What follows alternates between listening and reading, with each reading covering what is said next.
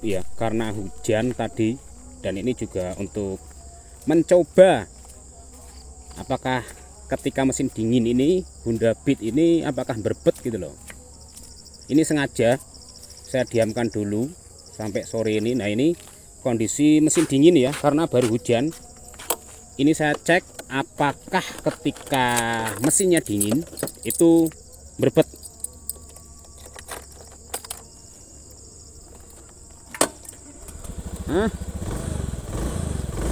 Coba buat jalan. Normal. Jadi seperti ini, normal. Normal ini ya. Jadi seperti ini, ketika Beat ini mengalami masalah di bagian kompresinya, itu pasti terjadi berbet. Apalagi yang bocor itu di bagian clap in, itu pasti idle atau langsamnya itu pasti pincang. Kadang mesin mati-mati. Berbeda ketika yang terjadi kebocoran di bagian clap X, itu berbeda cerita. Karena clap X itu kan hubungannya dengan clap buang. Kalau in, otomatis dengan debit BBM, masuknya debit BBM. Ketika debit BBM masuk bercampur dengan udara, karena clap bocor ya fatal. Ini normal ya. Jadi saya nyatakan untuk Beat ini selesai. Mudah-mudahan awet, tidak trouble-trouble lagi. Sip lah. Ini sudah saya diamkan lama, hampir setengah jam lebih lah, karena kehujanan, ini juga habis kehujanan. Sengaja pas kebetulan ada hujan, kesempatan untuk ngecek kondisi mesin dingin itu bagaimana. Oke ya, terima kasih. Semoga bermanfaat video ini. Terima kasih. Salam. Nah, ini Honda Beat yang berbet ya. Ini Honda Beat ketika dingin maupun panas itu berbet. Bahkan ketika mesin sudah panas itu berbet sekali. Bahkan untuk jalan hanya 40 km per jam. Kadang tiba-tiba mati gitu loh. Tiba-tiba mati. Ini Honda Beat yang video kemarin.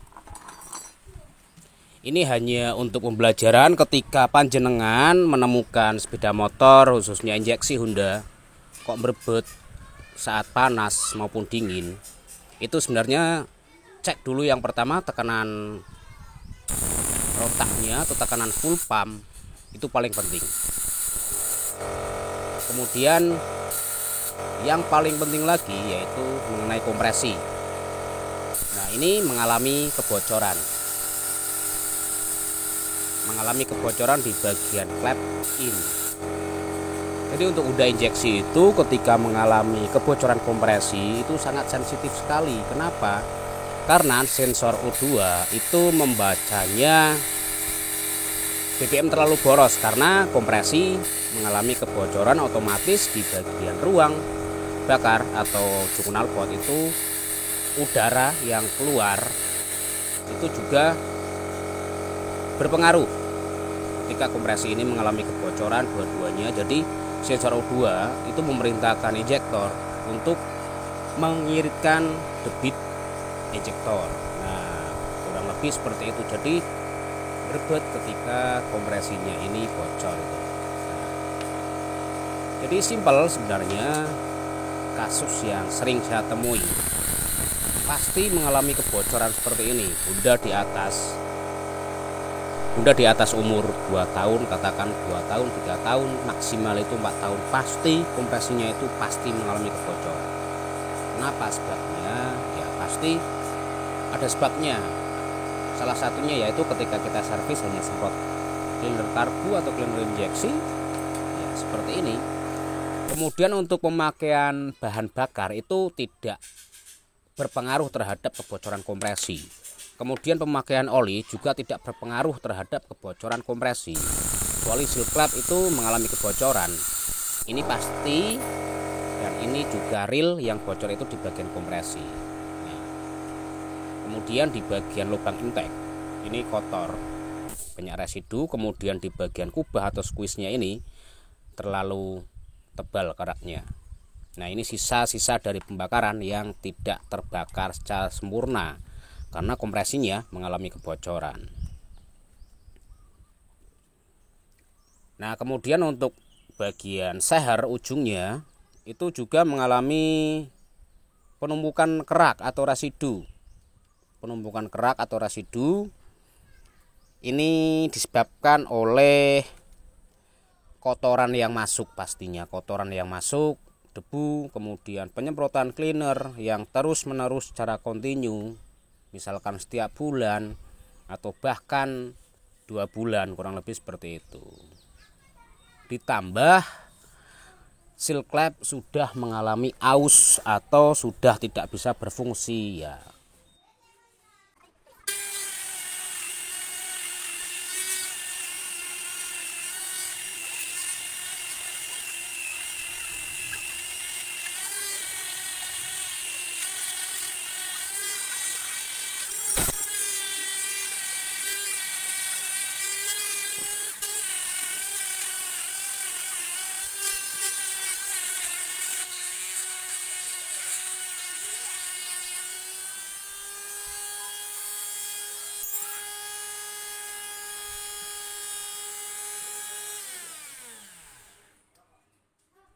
Ya, sudah selesai.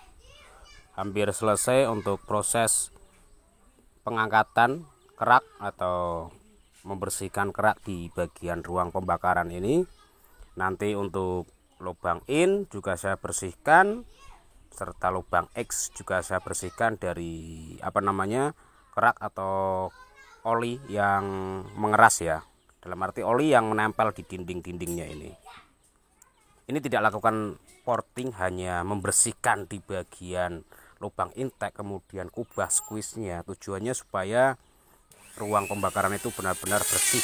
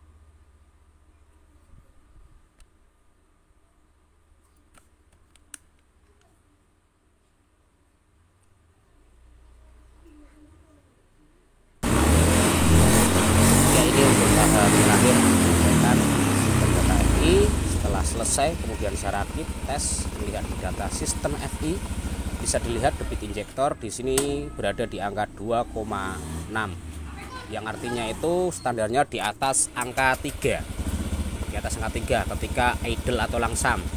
Artinya debit injektor yang dikirim sinyalnya itu, intinya ICM mengirim sinyal ke injektor itu penyembuhan debit BBM-nya itu standar. Kalau kemarin itu di angka 3. Debit ini apakah berbet gitu loh.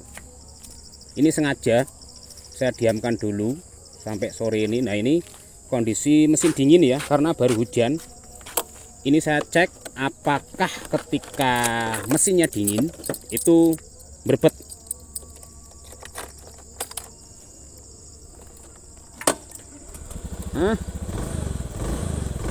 Coba buat jalan, normal. Jadi seperti ini, normal. Normal ini ya. Jadi seperti ini, ketika bit ini mengalami masalah di bagian kompresinya, itu pasti terjadi berbet. Apalagi yang bocor itu di bagian clap in, itu pasti idle atau langsamnya itu pasti pincang. Kadang mesin mati-mati. Berbeda ketika yang terjadi kebocoran di bagian clap X, itu berbeda cerita. Karena clap X itu kan hubungannya dengan clap buang. Kalau in, otomatis dengan debit BBM, masuknya debit BBM. Ketika debit BBM masuk bercampur dengan udara karena klep bocor ya fatal. Ini normal ya. Jadi saya nyatakan untuk bit ini selesai. Mudah-mudahan awet, tidak trouble-trouble lagi. Sip lah. Ini sudah saya diamkan lama, hampir setengah jam lebih lah, karena kehujanan, ini juga habis kehujanan. Sengaja pas kebetulan ada hujan, kesempatan untuk ngecek kondisi mesin dingin itu bagaimana. Oke ya, terima kasih. Semoga bermanfaat video ini. Terima kasih. Salam.